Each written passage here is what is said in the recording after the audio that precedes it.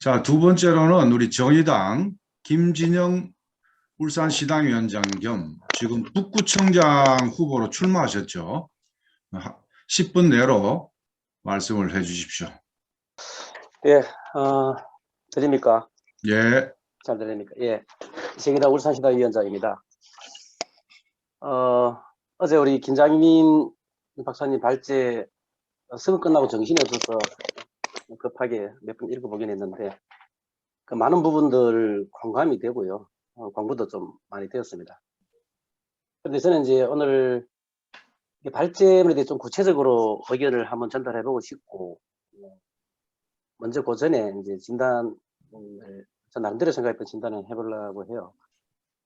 그 민중경선 실패는 저는 처음부터 계속 말씀드렸던 것은 이게 민중경선에 실패하면은 이제 이번 대선 굉장히 어렵다라는 얘기를 계속 해왔고, 그 결과가 이런 현상을 만들었는데, 우리가 선거를 할 때 현실적으로 우리 진보 진영이 이긴다고 보진 않았지 않습니까? 단 우리가 원했던 것은 어떤 의미 있는 표, 의미 있는 선거, 이걸 주장했던 것인데, 그 자체도 이제 무너졌던 상황이 되었어요.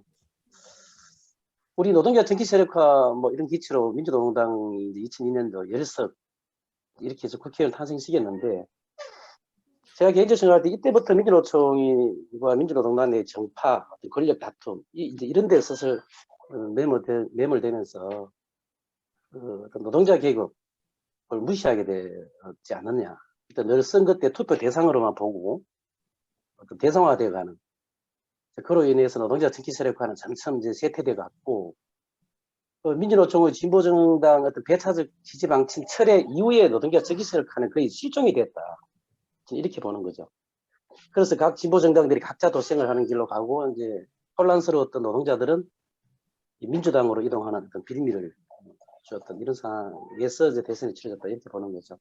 이런 상황에서 이번 대선이 단시간에 민중경선을 통해서 단일화가 이루어질 거라 이렇게 희망을 가졌던 분은 그렇게 많지 않았을 것이다 라고 저는 생각을 합니다. 이번 대선이 아까도 나왔지만은 출발부터 거의 양당 진영 대결이나 혐오 대결 이런 상황에 이제 연출되었는데, 진보 진영이 의미 있는 어떤 선거를 치를 수 있는 가장 큰 기회였다. 아까 한상균 동기도 이제 그 말씀하셨는데, 이 기회를 놓친 거죠. 우리가 기대했던 것은, 뭐, 저 개인적으로 그렇습니다만, 이런 상황에서 이제 3당, 그 원대 정당인 정의당이 있었단 말입니다. 그러면 미운하고 오나 이제 진보 연대나 연합을 통해서 우리의 정책들을 민중들에게 호소할 아주 좋은 기회였다. 이제, 근데 무산되었고, 저는 이제 공식, 비공식을 통해서 민중경선 무산되면 뭐, 진보 진영의 지지율은 반토막 날 것이라는 것을 수차례 계속 주장했던 저로서는 볼 때, 저도 이제 경험을 했습니다. 저는 작은 선거지만 노동자 경선을 치러서 선거 출마해봤고, 그냥 경선 무시하고 달려본 적이 있는데, 그 결과 단일화가 되지 않는 경우는 지지율이 반토막 나더라. 이런 경험을 했죠. 그래서 이제 정의당 내에서도 굉장히 강한 주장을 했는데, 결국 단일화가 무산된 이유에는 뭐 우연히 일치일 수도 있습니다만은, 심상정 지지율이 6, 7%대에서 반토막이 났죠. 3%대로 늘어앉으면서 회복을 하지 못하는. 그리고 이제 결과도 보면, 대선 결과도 보면은 진보 진영이 다 합쳐도 2.5%가 넘지 않는, 뭐 이것은 당연히 예견되었던 것이다. 이렇게 주장을 하고 싶은 부분입니다. 그리고 우리 김장민 박사님 이제 발제 중에서 보면은 민중경선의 실패 원인이 민중경선제, 그러니까 민주노총이 좀 진지하지 않고 소극적 대응을 했다, 뭐 이런 내용들이 나와요. 저는 이제 그것도 동의를 하지만, 제가 볼 때는 진보당이 강압적이상 경선을 하지 않겠다는 입장들이면 가다가 이게 늦게 입장 변화를 한 게 실제로 소극적일 수밖에 없던 한몫을 했지 않느냐. 민주노총 대표자가 이제 국정 정파에 소속되어 있다 보니까 행동이 자유롭지 못했을 거다, 이런 생각을 하게 되고요.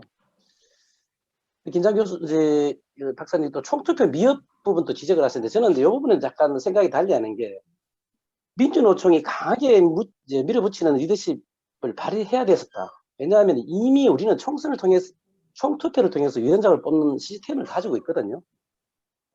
있기 때문에 이 양경수 위원장이 결단의 문제이지 뭐 준비가 좀 미흡했다 이런 부분에 대해서는 좀 이견이 있고, 이제 또 소극적 대응은 저는 생각은 이렇습니다. 이게 심상정 후보에 대한 정파적 반감도 있었을 거다. 노동자들이 일부 이제 반감 이런 것들을 봤을 때 소극적이지 않았을까. 어떤 방식이든 민중지선을 해도 심상정 후보가 유리한 조건이 있는 거는 상태를 봤을 때는 맞았는데 되게 썩 달갑지 않았지 않았는가 이런 생각도 해보게 되었고요.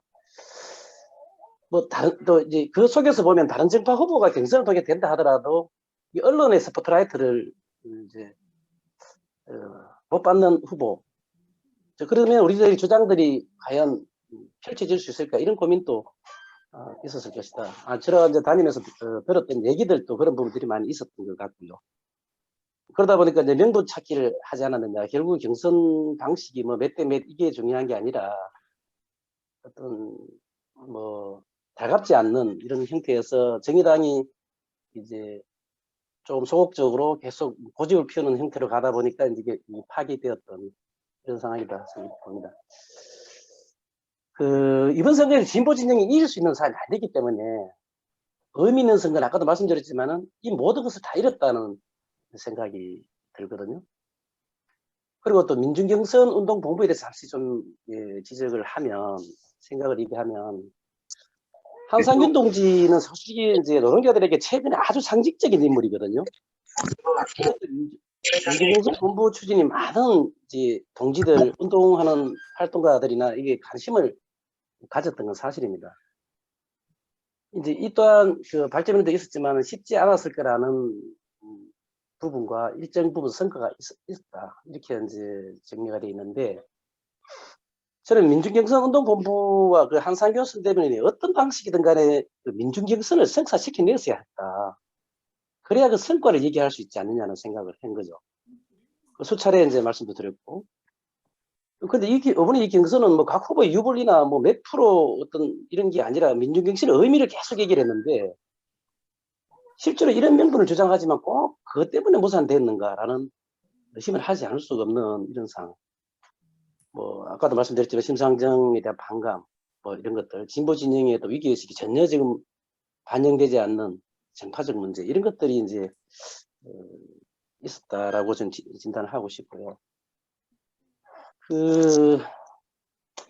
이제 우리 진보 정치, 이제 아까도 말씀드린 현실적인 얘기를 하면 진보 정치의 과제가 뭐냐라는 이제 문제가 남았는데, 지금 우리가 보면 이제 87년 민주화 세대, 우리 투쟁 세대 우리들이죠. 이제 물러가고 이제 소위 MZ 세대들 이렇게 교체가 시작되는 상황입니다. 이들이 노동자들의 어떤 정치적 계급의식이 굉장히 약화되어 있는 건 사실이거든요. 그리고 조합주의에 빠져 있고 의식화가 필요한데 그것이 어떤 방식이냐 이런 거죠. 그래서 저는 주장하는 게 민주노총 중심으로 제2 이제 노동자 정치 세력화를 선언하고 교육을 시작해야 된다.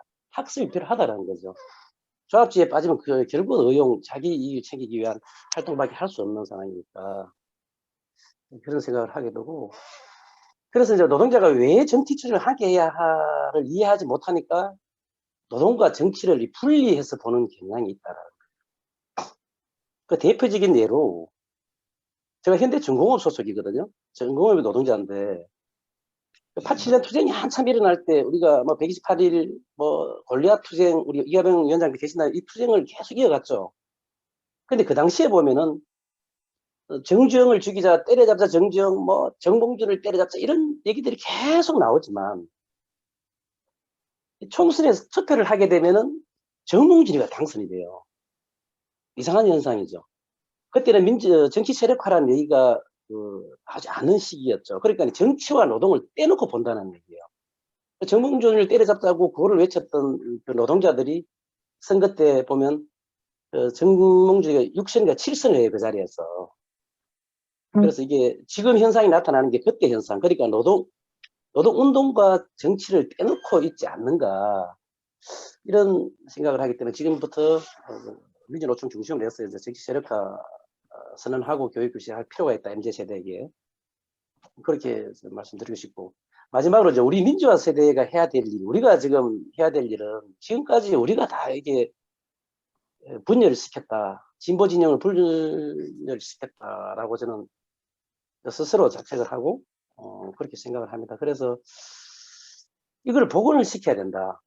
우리가 후배들에게 해놓고 갈 수 있는 것, 이것을 복원을 시켜야 되는데, 이제 그 방법이 뭘까? 그럼 이제 낮게 본다면, 울산의 기준을 본다면 현실적으로 6월 1일 지방선거, 이제 이때부터 진보 아주 연대, 이제 단일 후보 선거를 지금 준비하고 있는데요. 이 시도가 성과가 난다면, 이후에 진보 연합 정당이라든가, 아까 김장민 박사 발제에도 나오듯이 비례정당, 각 이제 지지율만큼 비례 당선자를 이렇게 분배하는 비례정당 방식이라 이런 걸 해야 될 것 같고, 저는 개인적으로 더 나아가서는 진보 대통합을 다시 한번 이루어서 시도해 볼 필요가 있지 않느냐라고 생각합니다. 그래서 울산이 이제 이번 시도가 가능성을 가늠해 볼 수 있는 아주 좋은 기회인데, 이 전국에서 많이 보고 있을 거라 생각하는데, 어떤 표본을 만들어서 가능성이 있다라면 이 표본을 해서 전국이 다시 한번 뭉쳐갈 수 있는 기회를 만들었습니다. 이 정도로 정리하겠습니다. 네.